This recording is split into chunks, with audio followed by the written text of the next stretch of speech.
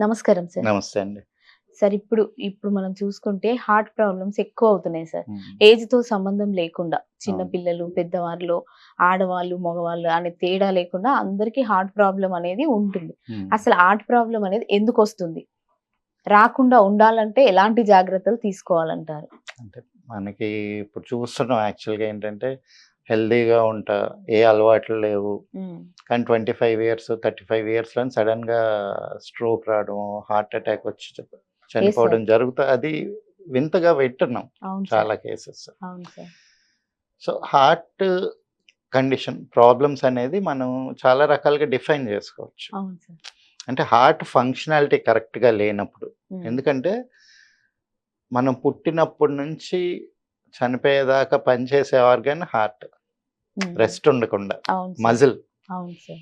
అంటే ఇప్పుడు మన చేతి మజిల్స్ ఏది వాడినా గానీ నొప్పొస్తది. అవును.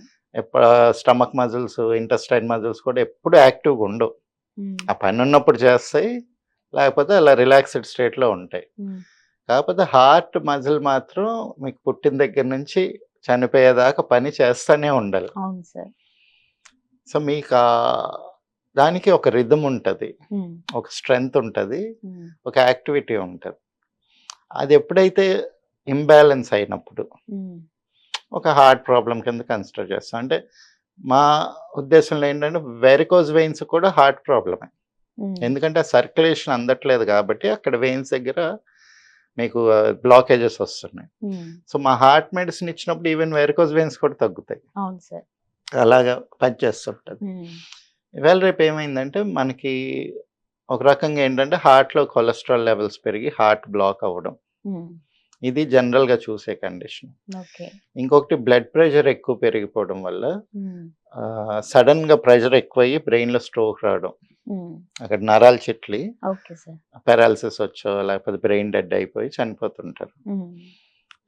ఆర్ ఇంకొకటేంటంటే హార్ట్ కూడా మజిలే కాబట్టి దానికి కూడా ఒక బ్లడ్ సప్లై ఉంటది. అవును సార్. ఆ బ్లడ్ సప్లై చేసే ఆర్టరీస్‌లోని బ్లాకేజెస్ వచ్చి అక్కడ బ్లడ్ సప్లై రాకపోవడం. ఓకే. సో, హార్ట్‌కి కూడా బ్లడ్ లేకపోతే అది కూడా సడెన్‌గా హ్మ్. అప్పుడు హార్ట్ అటాక్ వస్తది. అవును సార్. సో, ఇవన్నీ కండిషన్స్ ఉంటాయన్నమాట. ఓకే. సో, వీటిని అవాయిడ్ చేసుకొని హ్మ్. హార్ట్ ఎప్పుడు కండిషన్‌లోని ఉంచుకుంటా ఉండాలి మనం. ఓకే. దానికేంటి మెయిన్‌గా వ్యాయామం ఇంపార్టెంట్. హ్మ్. Okay sir. అంటే వ్యాయామం హ్మ్. కరెక్ట్‌గా చేయడం. హ్మ్. దాంతో పాటు ఓకే. నేను ఎక్కువ వెయిట్‌లు ఎత్తేసాను, ఎక్కువ పరిగెత్తాను అన్నట్టే కాదు. హ్మ్. దానికి అసోసియేటెడ్‌గా బ్రీతింగ్ హ్మ్. ఎక్సర్‌సైజెస్ చేసుకోవడం. హ్మ్. దానికి ఒక పద్ధతి ఉంటది. అవును సార్. అడ్డదిడ్డంగా చేస్తే కూడా అది ఎఫెక్టే. హార్మ్‌ఫుల్ అవుతది. అవును సార్. అలాగని ఎక్కువ ఎక్సర్‌సైజ్ చేయకూడదు. అలా అని కరెక్ట్‌గా చేయకుండా ఉండకూడదు. చేయకుండా ఉండకూడదు. అవును కరెక్ట్‌గా సార్. చెయ్యాలి. అవును కరెక్ట్ సార్. పద్ధతిలో చేసుకోవాలి. అవును సార్. సో, హార్ట్ కండిషన్ అనేది మనం మెయింటైన్ చేసుకుంటా ఉండాలి. హ్మ్. రెండోది మనం తినే ఆహారం ఆహారం. మన హార్ట్‌కి సరిపోతుందా లేదా? హ్మ్. Especially fatty foods. హ్మ్. ఎందుకంటే మనకి ఫ్యాట్స్ అనేవి బాడీలో చాలా ఇంపార్టెంట్. హ్మ్. ఎస్పెషల్లీ హార్ట్‌కి లూబ్రికెంట్. హ్మ్. హార్ట్ ఏంటి పంపింగ్ మెకానిజం. హ్మ్. సో, పంప్ చేసినప్పుడు బ్లడ్ ఇక్కడి నుంచి ఇక్కడికెళ్ళాలనుకోండి. హ్మ్. అక్కడి దాకా ఎళ్ళేటప్పుడు ఒక రాపిడి ఆరుతది గదా! అవును sir. There will be some friction. అవును సార్. ఆ ఫ్రిక్షన్ రాకుండా ఉండడానికి లూబ్రికెంట్ ఫ్యాట్ బాడీలో. హ్మ్. సో, ఆ ఫ్యాట్స్ కరెక్ట్‌గా లేనప్పుడు హ్మ్. అవి అక్కడ లూబ్రికెంట్‌గా పనిచేయకుండా బ్లాకర్స్‌గా పనిచేస్తున్నాయి. Okay sir. సో, ఇప్పుడేంటి చాలా వరకు మనం బయట జంక్ ఫుడ్ తినడం, డీప్ ఫ్రైడ్ హ్మ్. బర్గర్‌లు గానీ, లేకపోతే చైనీస్ నూడిల్స్ హ్మ్. బయట తినే ఫుడ్ అంతా గూడా మంచి ఫ్యాట్ కాదు. హ్మ్. అది గాకుండా బిగ్గెస్ట్ కల్ప్రిట్ ఎక్కడ స్టార్ట్ అయిందంటే, మీకు నెయ్యి, హ్మ్. లార్డ్, యానిమల్ ఫ్యాట్స్ ఇవన్నీ మంచివి కాదు అని చెప్పి హ్మ్. అమెరికన్ హార్ట్ అసోసియేషన్‌తో ఒక ఫాల్స్ హ్మ్. స్టడీ చేపిచ్చి, హ్మ్. మన మీద first refined oil palm oil రుద్దారు. పామ్ ఆయిల్ హెల్తీ అని చెప్పి. అవును అది సార్. హెల్తీ కాదని తేలిన తర్వాత మళ్ళీ ఇదేంటి మన సోయాబీన్ ఆయిల్ హ్మ్. అది కూడా హెల్తీ కాదని తెలిసిన తర్వాత ఇదిగో సన్‌ఫ్లవర్ ఆయిల్, రిఫైన్డ్ ఆయిల్ అని అవును చెప్పి సార్. అమ్ముతున్నారు గానీ, అది సన్‌ఫ్లవర్ ఆయిల్ కాదు. అందరికీ తెలుసు. It's an open secret. Yes sir. అంత సన్‌ఫ్లవర్ ఇంపోర్ట్ లేదు, ప్రొడక్షన్ లేదు. హ్మ్. అండ్ మీరు కిలో రూ. 500 ఉన్న సన్‌ఫ్లవర్ ఆయిల్ రూ. 100కి ఎలా అమ్ముతారు? Yes sir. Economically it doesn't make sense. Yes. So మనకిచ్చే ఫ్యాట్ అంతా కూడా మన బాడీ అబ్జార్బ్ చేసుకుంటుంది కానీ యూజ్ చేసుకోలేకపోతుంది, ప్రాసెస్ చేసుకోలేకపోతుంది. దానివల్ల హార్ట్ మీద బ్లడ్ సర్క్యులేషన్ చాలా లోడ్ పడుతుంది.